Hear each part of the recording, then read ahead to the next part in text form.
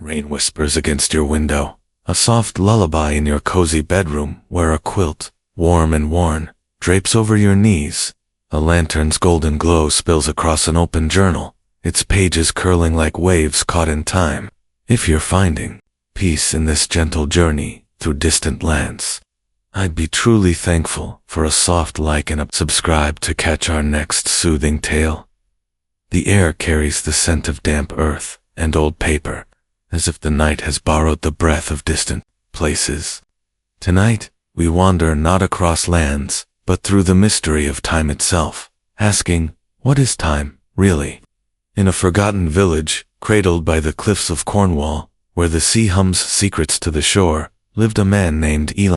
His cottage was small, its windows kissed by rain, its hearth alive with the crackle of driftwood. Elowin was no scholar, no keeper of clocks, but a wanderer of the heart, a man who felt time not in hours, but in moments.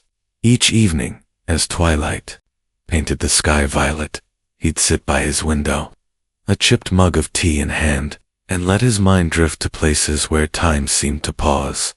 Elowin had never left Cornwall, yet his soul had roamed the world. He imagined the sun rising over Machu Picchu, its golden light spilling across ancient stones, as if time held its breath for the dawn. He pictured the canals of Venice, their waters reflecting centuries in every ripple, and the wind-swept plains of Mongolia, where nomads moved as if time were a suggestion, not a rule. To Elowin, time wasn't a line or a clock's steady tick. It was a feeling, a tide that carried you forward, yet lingered in your bones like a memory. Have you ever felt time slip? Perhaps in a quiet moment, rain tapping your window, when the world slows and you're caught in a memory so vivid it feels alive. Maybe it's a childhood summer, the scent of cut grass and laughter stretching days into forever, or a fleeting glance at a stranger in a far-off city, their eyes holding a story you'll never know. That's time, not the seconds on a watch, but the weight of moments that settle in your heart, heavy and light, all at once. Elowin's village saw him as peculiar. Why dream of places you'll never see? They'd ask, their days bound by fishing nets and market stalls. But Elowin knew time was more than their routines. It was the way the sea carved cliffs over centuries, yet felt eternal in a single wave. It was the way a rainy night could stretch, each drop a tiny eternity, or how a single sunrise could feel like a lifetime. He'd sit by his hearth, rain drumming outside, and wonder, does time move us, or do we move through it?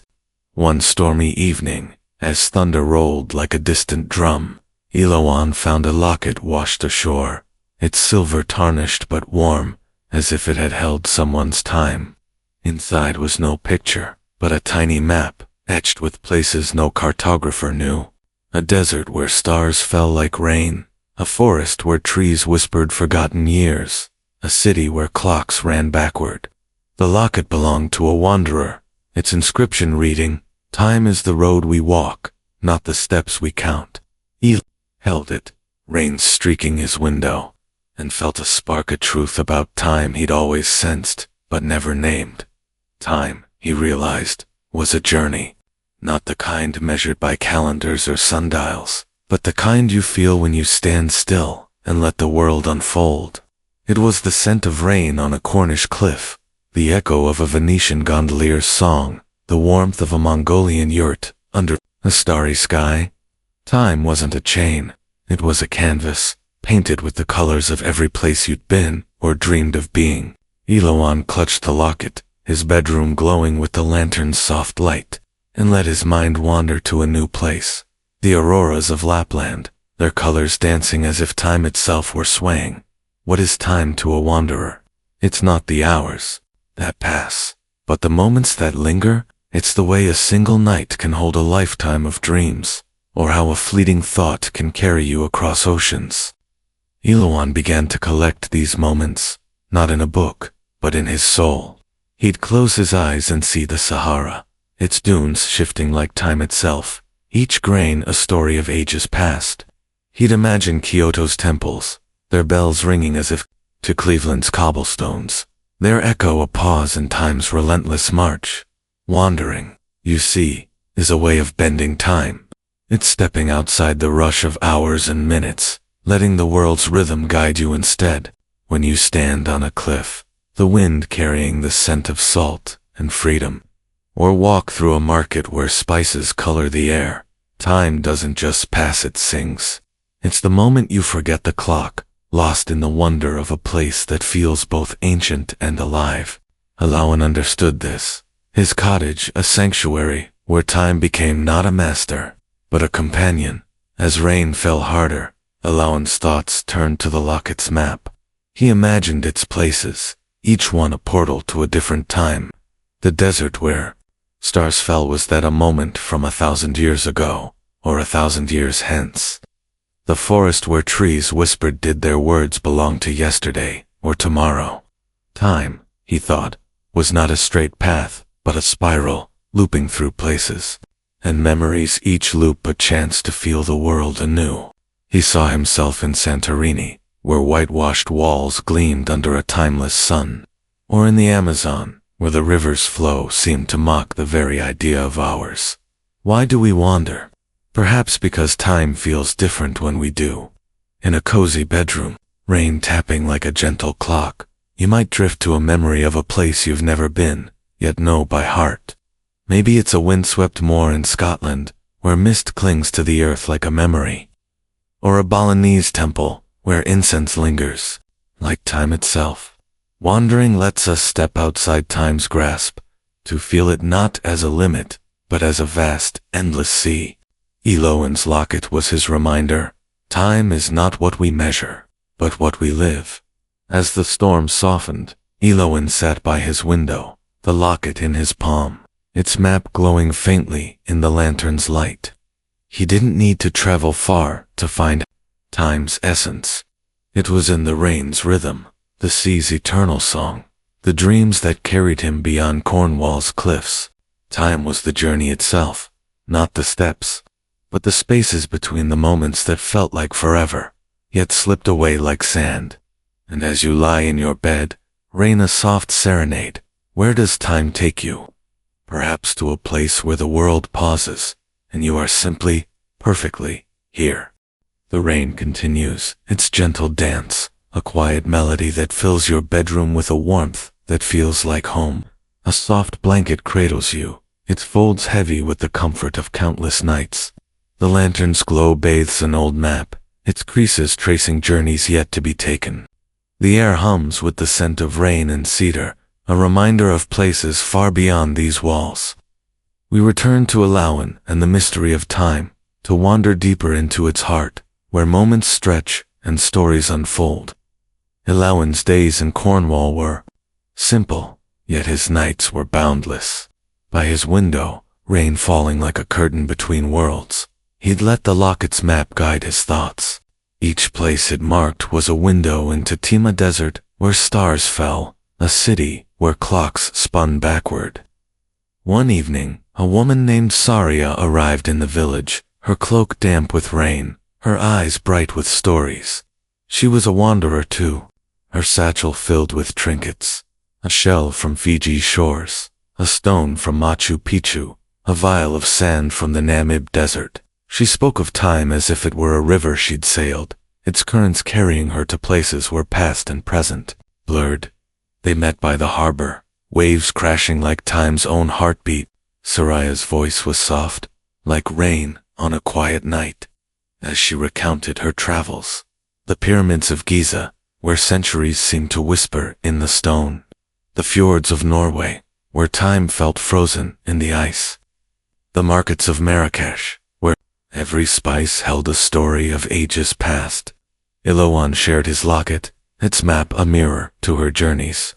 Time isn't a line, Saria said, her words glowing like the lantern in his cottage. It's a tapestry, woven with every place we touch, every moment we feel. Their nights became a ritual, to wanderers trading tales in a rainy cottage. Saria's trinkets brought Elowan's dreams to life, a shell that hummed with the Pacific's song, a stone warm with Andean sun. But Elowan's stories gave Saria something deeper, a way to see time not as a chain, but as a dance. He spoke of moments when time paused a sunrise in his mind over the Great Wall, where history felt alive, a night in an imagined Moroccan riad, where lanterns cast shadows that seemed eternal. Together, they wove a new map, not of places, but of time's fleeting, infinite moments. What is time to a wanderer? It's not the tick of a clock, but the weight of a moment. It's the way a rainy evening can hold a lifetime, or how a single dream can span continents. Saria told of a night in Iceland, where the auroras danced as if time itself were swaying, their colors a language older than words. Eloan countered with a vision of Patagonia, where glaciers moved so slowly they mocked the very idea of ours. Time, they agreed, was not something you measured, but something you lived through the scent of rain, the glow of a lantern, the pull of a place you'd never seen, but somehow knew. One night, as rain fell like a soft confession, Saria asked, if time is a journey, where does it lead? Eloan traced the locket's map, its lines curling like rivers. To ourselves, he said. Every wander, every dream, brings us closer to who we are.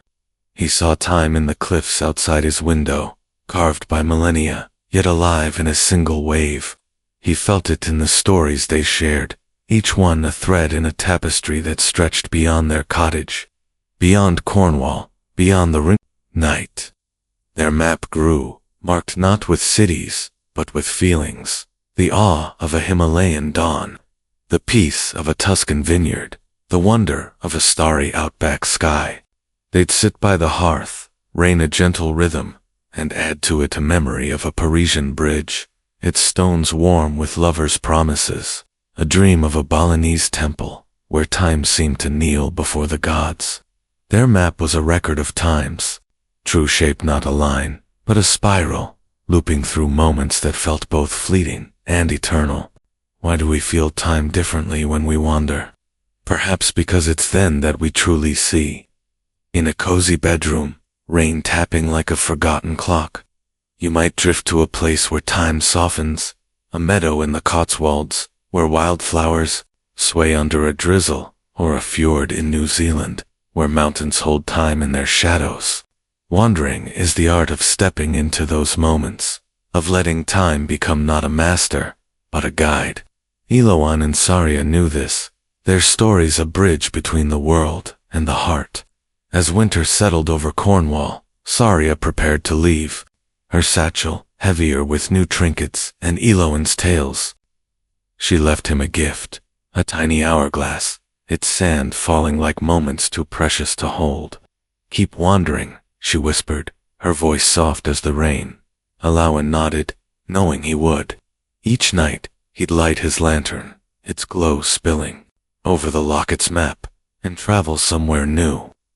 One night, it was the deserts of Jordan, where stars burned like memories.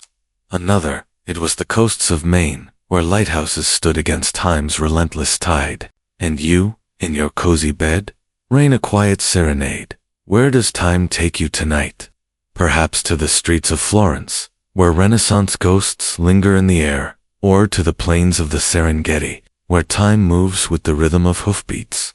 Time is not the hours that pass, but the moments that stay, the scent of rain, the glow of a lantern, the pull of a place that feels like home.